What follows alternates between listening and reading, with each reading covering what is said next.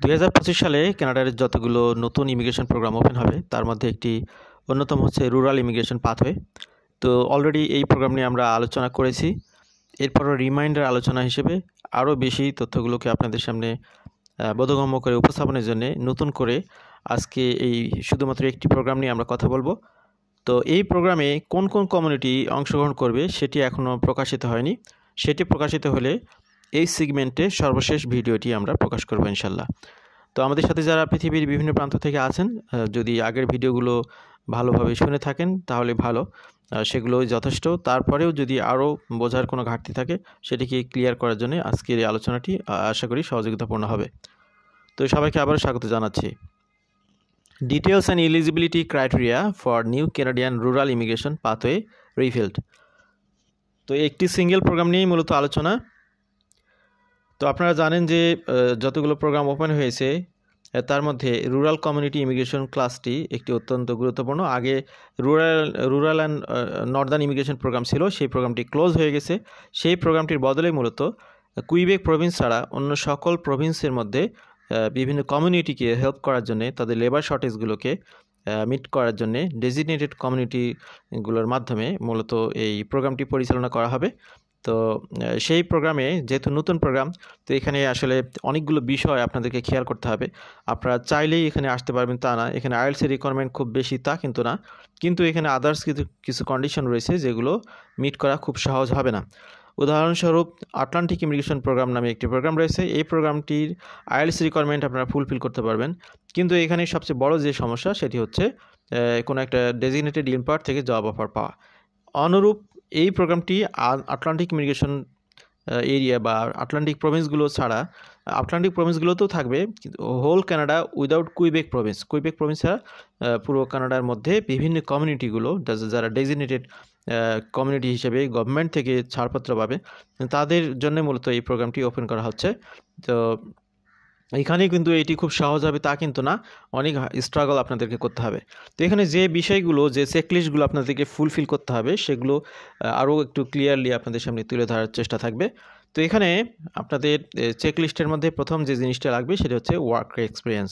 তো আপনি এই কমিউনিটিগুলোর জব অফারগুলো পাওয়ার জন্য প্রথমে আপনাদেরকে কী করতে হবে, কমিউনিটির কানাডার বিভিন্ন জব ওয়েবসাইটে গিয়ে সেই কমিউনিটি লোকেশন অনুযায়ী যে জব ভ্যাকেন্সিগুলো রয়েছে সেই জব ভ্যাকেন্সিগুলোতে আবেদন করতে হবে। সেক্ষেত্রে আপনার অবশ্যই প্রিভিয়াস এক্সপিরিয়েন্স থাকতে হবে। ধরুন যে ওখানে এইচআর ম্যানেজারের জন্য একটি জব ভ্যাকেন্সি হলো, আপনার দেখা গেল যে আপনার এইচআর রিলেটেড কোনো অভিজ্ঞতা নেই, তাহলে কিন্তু আপনি এখানে এলিজিবল হবেন না। তো এই বিষয়টি এইভাবে মাথায় রাখতে হবে যে আপনার প্রিভিয়াস ওয়ার্ক এক্সপিরিয়েন্সটা এখানে সহযোগিতা করবে। 2 নম্বর হচ্ছে এডুকেশন। তো এডুকেশনের বিষয়টা আমরা বিস্তারিত আসবো। এরপরে এখানে আপনার মিনিমাম একটি এডুকেশন থাকতে হবে, হাই স্কুল ডিগ্রি বা 12 গ্রেড ডিগ্রি থাকতে হবে। এরপরে একটি জব অফার থাকতে হবে, জব অফারটা পেতে হবে সেই কমিউনিটির যে সমস্ত ডেজিগনেটেড এমপ্লয়ার রয়েছে তাদের কাছ থেকে। এরপরে হচ্ছে ল্যাঙ্গুয়েজ প্রফিসিয়েন্সি। এই ল্যাঙ্গুয়েজ প্রফিসিয়েন্সিটা নির্ভর করবে আপনাদের জব এক্সপিরিয়েন্স বা আপনি কোন ক্যাটাগরির জবের জন্য আবেদন করতেছেন সেটার উপরে নির্ভর করবে। যেগুলো হাই স্যালারি বা হাই ভ্যালুড জব সেগুলো তো আইএলটিএস স্কোর বেশি লাগবে বা ল্যাঙ্গুয়েজ স্কোর বেশি লাগবে, আইএলটিএস ছাড়া অন্যান্য স্কোর পরীক্ষা দেওয়ার সুযোগ রয়েছে। এরপরে প্রুফ অফ ফান্ডস, এখানে মিনিমাম 1 বছরের আপনার ফ্যামিলি বা আপনি নিজে যদি আসেন, একা যদি আসেন, 1 বছরে থাকা খাওয়ার খরচ আপনার অ্যাকাউন্টে দেখাতে হবে।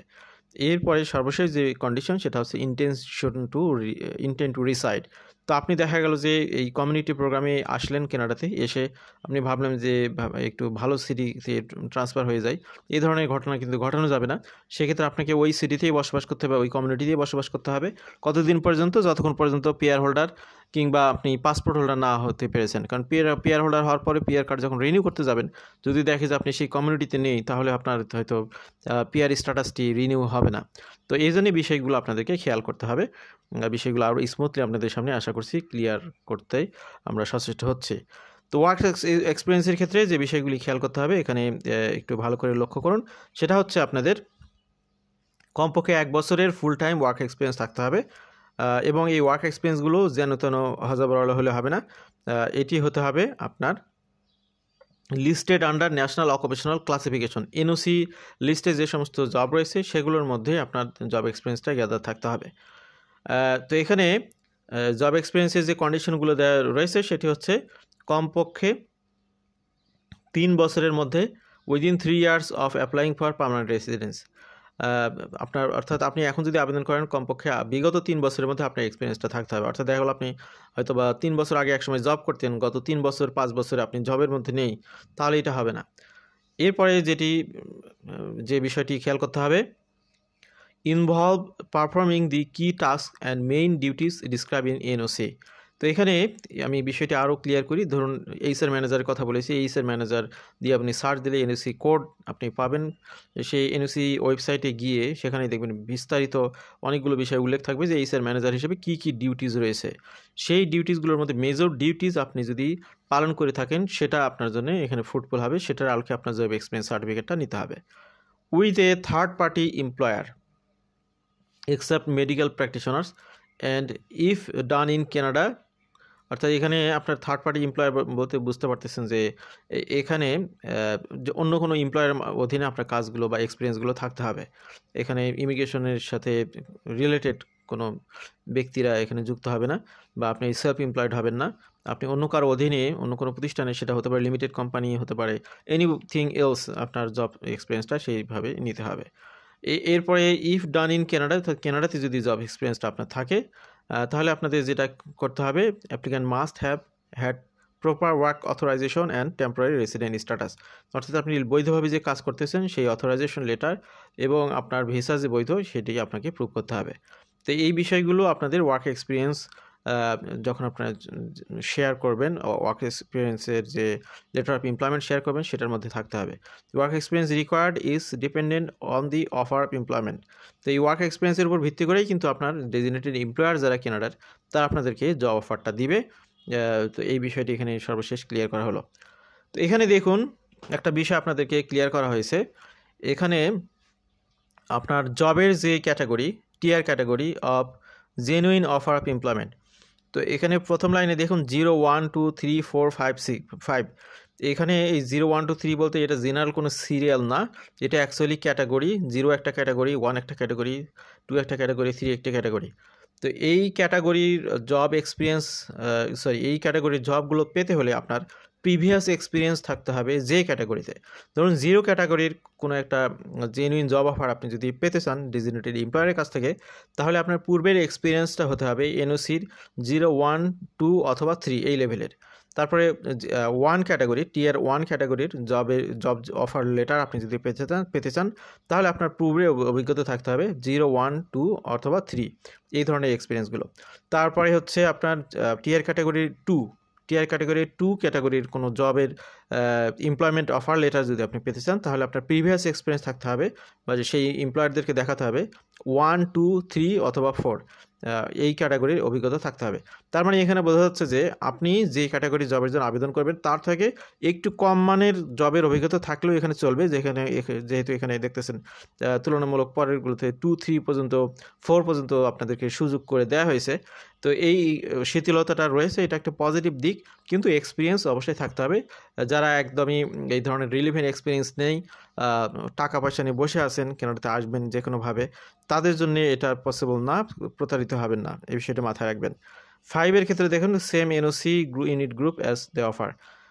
এর অবস্থা ইন্টারন্যাশনাল গ্রাজুয়েট এক্সামশন, যারা কানাডাতে পড়াশোনা করতেছেন সেই স্টুডেন্টদের জন্য এখানে বিশেষ সুবিধা রয়েছে। স্টুডেন্টদের জন্য অ্যাকচুয়ালি জব এক্সপিরিয়েন্স প্রয়োজন নেই। যারা কানাডাতে পোস্ট সেকেন্ডারি প্রোগ্রামে পড়াশোনা করেছেন তাদের যেগুলো লাগবে সেখানে তাদেরকে দেখাতে হবে যে তারা তাদের স্টাডি লাইফে ফুল টাইম স্টুডেন্ট হিসেবে তারা পড়াশোনা করেছেন, কমপক্ষে 18 মাস পূর্বে, অর্থাৎ অবটেইন দি ক্রিডেন্সিয়াল 18 মান্থ বিফোর অ্যাপ্লাইং। এখানে আপনার একটা কন্ডিশন দেওয়া হয়েছে, সেটা বুঝতে পারতেছেন, অবটেইন দি ক্রিডেন্সিয়াল 18 মান্থস বিফোর অ্যাপ্লাইং। তো আবেদনের কমপক্ষে 18 মাসের পূর্বে আপনার এই ক্রিডেন্সিয়ালটা গেইন করতে হবে।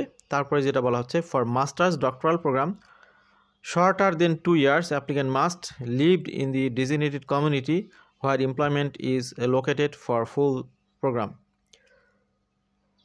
তো যে মাস্টার্স এবং ডক্টরাল প্রোগ্রাম সেগুলো 2 বছরের নিচে হলে তাহলে তাদেরকে আগে থেকে এই কমিউনিটিতেই বসবাস করতে হবে। আর যদি তারা 2 বছর বা 2 বছরের উপরে হয় মাস্টার্স ডক্টরাল প্রোগ্রাম, তাহলে তাদের এক্সপিরিয়েন্সের প্রয়োজন নেই, ইউজুয়াল স্টুডেন্ট হিসেবে তারা এখানে অটোমেটিকলি এলিজিবল হবেন। For other programs of at least 2 years they must live in the community for 16 to 24 month before graduating. তো এখানে এটা একটা খুব কড়া একটা কন্ডিশন, সেটা হলো যে মাস্টার্স এবং পিএইচডি ছাড়া অন্য প্রোগ্রামে যদি কেউ এখানে পড়াশোনা করে, এখানে আবারও বলি, for other programs of at least 2 years they must have lived, ওই কমিউনিটিতে আপনাদের পড়াশোনা থাকতে হবে। তো কমিউনিটির তথ্যগুলো প্রকাশিত হলে আপনারা বুঝতে পারবেন যে এই কমিউনিটির মধ্যে যে কলেজ বা ইউনিভার্সিটি রয়েছে সেগুলোতে আপনাদের পড়াশোনা করা যদি থাকে তাহলে সেটার মধ্যে আপনারা পড়ে যাবেন। এই হলো অবস্থা। জেনুইন অফার অফ এমপ্লয়মেন্ট, তো এখানে অফার অফ এমপ্লয়মেন্ট নিয়ে অনেক ফ্রড হয়, এই বিষয়গুলো খেয়াল রাখবেন। অফার অফ এমপ্লয়মেন্ট আপনাদের জেনুইন হতে হবে। তো এখানে যে কন্ডিশনগুলো রয়েছে, an employment offer must meet the following requirements. 1 নম্বর হচ্ছে be from a designated employer. তো আটলান্টিক ইমিগ্রেশন প্রোগ্রামে যেরকম ডেজিগনেটেড এমপ্লয়ার রয়েছে, এখানেও ডেজিগনেটেড এমপ্লয়ারদের কাছ থেকে আপনাদের এই অফার অফ এমপ্লয়মেন্টটা পেতে হবে বা জব অফার লেটারটা পেতে হবে। তো এই ডেজিগনেটেড এমপ্লয়ার বলতে এখানে an employer approved by the economic development organization. তো ইকোনমিক ডেভেলপমেন্ট অর্গানাইজেশন থেকে যারা অ্যাপ্রুভড যে সমস্ত এমপ্লয়ার রয়েছেন তারা এখানে কেবলমাত্র পার্টিসিপেট করতে পারবেন। যেন তেন একটা হোটেল রেস্টুরেন্ট একটা অফার অফ এমপ্লয়মেন্ট দিল, আপনারা সেটা নিয়ে খুশিতে গদগদ হয়ে আবেদন করলেন, এই ধরনের ঘটনা কিন্তু অনেকে ঘটাতে চাইবে। আপনারা সাবধান থাকবেন, প্রতারণা থেকে বাঁচার চেষ্টা করবেন। Be for permanent full time work that is not seasonal. তো আপনার এই অফার, আপনার যে জবটা এখানে পাচ্ছেন সেটা অবশ্যই সিজনাল হওয়া যাবে না, এটি ফুল টাইম হতে হবে, পার্মানেন্ট হতে হবে, এই বিষয়টি খেয়াল করবেন। B based in the designated community, আপনার জবটা অবশ্যই যে কমিউনিটি প্রোগ্রামের অধীনে আসতেছেন সেখানে কমপক্ষে 75% কাজ আপনাকে সেখানে করতে হবে কমিউনিটির মধ্যে থেকে।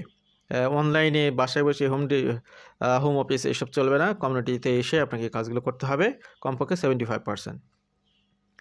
B for employment, the applicant is qualified for based on their work experience, education that matches the duties outlined in a national occupational classification. এই বিষয়টি আবার খেয়াল করুন। Be for employment the applicant is qualified for based on the, ওই যে একটু আগে work এক্সপিরিয়েন্সগুলো দেখালাম, এডুকেশন দেখালাম, এই এনওসির সাথে ম্যাচিং করেই মূলত আপনাদের এমপ্লয়মেন্ট অফারটা পেতে হবে, সেটা এখানে ক্লিয়ারলি মেনশন করা হয়েছে।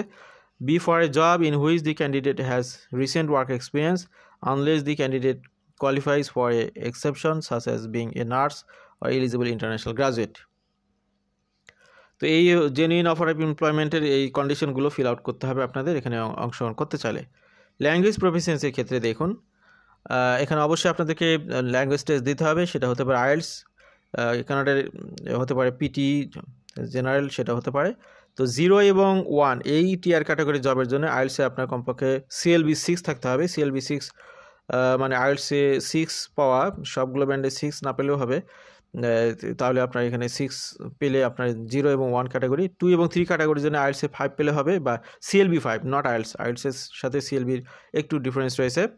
এরপরে টিআর ক্যাটাগরি 4 এবং 5 এর জন্য আপনার CLB 4 হলেও আপনারা এখানে কোয়ালিফাই করবেন। তারপরে এখানে ল্যাঙ্গুয়েজ টেস্টের প্রয়োজন রয়েছে। Scores from language test will be covered to Canadian language benchmark. তো ল্যাঙ্গুয়েজ প্রফিসিয়েন্সি বিষয়ে গেল। Education, applicant must have obtain a secondary school diploma or higher লেভেলের ক্রেডেনশিয়াল। তো এখানে কমপক্ষে সেকেন্ডারি স্কুল ডিপ্লোমা বলতে এটা 12 গ্রেডটাই বোঝায় যতটুকু আমরা জানি, বা তার থেকে বেশি যদি হয় সেটা আপনাদের জন্য ভালো। নন এডুকেটেড পিপলরা অবশ্যই ট্রাই করবেন না, মানে যাদের সার্টিফিকেট নেই, মন খারাপ করবেন না কথাটা শুনে, কিন্তু এই বিষয়ে এই বাস্তবতাটা আপনারা খেয়াল করবেন যাতে করে আপনারা প্রতারিত না হন। তো আপনার ডিগ্রিটা যদি আউট অফ কানাডা থেকে হয় তাহলে অবশ্যই ক্রিডেনশিয়াল অ্যাসেসমেন্ট করতে হবে। ক্রিডেনশিয়াল অ্যাসেসমেন্ট করার জন্য যে সমস্ত প্রতিষ্ঠান রয়েছে সেগুলো থেকে ইসিএ করে নিতে হবে। ইসিএ করে সেটা আপনাকে এখানে শো করতে হবে। প্রুফ অফ ফান্ডস, যেটা একটু আগেও আমি বলেছিলাম যে আপনাকে অবশ্যই পর্যাপ্ত পরিমাণে অ্যাভেলেবল ফান্ড এখানে শো করতে হবে, যাতে করে আপনার ফ্যামিলি সহ আপনাদের খরচগুলোকে কমপক্ষে 1 বছরের খরচের সাপোর্ট আপনি দিতে পারেন, সেই পরিমাণে রেডি মানি আপনাকে রাখতে হবে। এখানে আর একটা বিষয়, the amount must be at least half of the low income threshold for rural areas outside major cities as published annually by statistics Canada. তো এখানে একটি কন্ডিশন দেওয়া হয়েছে স্ট্যাটিস্টিক্স কানাডা লো ইনকাম গ্রুপের যেটা রয়েছে সেটা এখানে বলা হয়েছে যে amount must be at least half of the low income threshold. This does not apply to applicants who are already working in Canada, যারা কানাডাতে অলরেডি জব করতেছেন তাদের জন্য এটা অ্যাপ্লিকেবল না, যেহেতু তাদের রানিং এমপ্লয়মেন্ট রয়েছে। ইন্টেন্ট টু রিসাইড, যেটি আমি বলেছিলাম যে প্রভিন্সের জন্য আবেদন করতেছেন সেই প্রভিন্সে থাকতে হবে। The applicant must demonstrate they intent to reside in a designated community. Applicant must have a valid certificate of recommendation from a economic development organization at the time of application. তো এর আগ পর্যন্ত, এই ইন্টেন্ট টু রিসাইডের আগ পর্যন্ত যতগুলো স্টেপের কথা হলো, এই সবগুলো ডকুমেন্ট আপনাদেরকে নিয়ে এই কমিউনিটির কাছে পাঠাতে হবে। ডেজিগনেটেড কমিউনিটির কাছে কী জন্য? তারা আপনার এই আইএলটিএসের রেজাল্ট, ওর জব এক্সপিরিয়েন্স লেটার, এরপরে জব অফার লেটার, আপনার এডুকেশন ক্রিডেন্সিয়াল অ্যাসেসমেন্ট, এগুলো সবগুলো দেখে যাচাই বাছাই করবে যে আসলে আপনাকে তাদের কমিউনিটিতে নেওয়া যায় কিনা। যদি তারা দেখে পজিটিভ মনে করে আপনাকে তাদের জন্য, তখন ইকোনমিক ডেভেলপমেন্ট অর্গানাইজেশন আপনার ব্যাপারে একটি ভ্যালিড সার্টিফিকেট দিবে, যেটার মেয়াদ থাকবে 6 মাস। এই 6 মাসের মধ্যে তখন আপনাকে পিআরের জন্য আবেদন করতে হবে। The certificate are issued by an economic development organization and are valid for 6 month from the date of issue. এই 6 মাস পূর্ণ হওয়ার আগে আপনাকে পার্মানেন্ট রেসিডেন্টের জন্য আবেদন করতে হবে। তো সব কিছু ঠিকঠাক থাকলে এই প্রোগ্রামের অধীনে আপনার যেমন একটি জব নিশ্চিত হচ্ছে, পাশাপাশি আপনি একই সাথে পিআর আবেদনও করতে পারতেছেন। অবশ্যই প্রোগ্রামটা ভালো, তবে একটা বিষয় মনে রাখবেন, এই প্রোগ্রামে কিন্তু অসংখ্য ব্যক্তিদেরকে সুযোগ দেওয়া হবে তা কিন্তু না, খুব সীমিত আকারে সীমিত সংখ্যক ব্যক্তিদেরকেই মূলত এখানে পিআর ভিসা ইস্যু করা হবে। সুতরাং অনেকে চেষ্টা করলেও এখানে সবাই সফল হবেন তা কিন্তু না। বিষয়গুলো আদৌ সহজ না, তবে হার্ট অ্যান্ড সোল ট্রাই করলে স্টেপ বাই স্টেপ আপনি সফলভাবে যদি পার হতে পারেন, তাহলে আইএলটিএস স্কোর কম হলেও আপনাদের জন্য সুযোগ রয়েছে এই প্রোগ্রামের অধীনে কানাডাতে আসা, পিআর হওয়া, আজীবনের জন্য বসবাস করা। আমাদের সাথে থাকার জন্য আবারও ধন্যবাদ, কৃতজ্ঞতা। ভালো থাকবেন সবাই। আল্লাহ হাফিজ, সালামু আলাইকুম।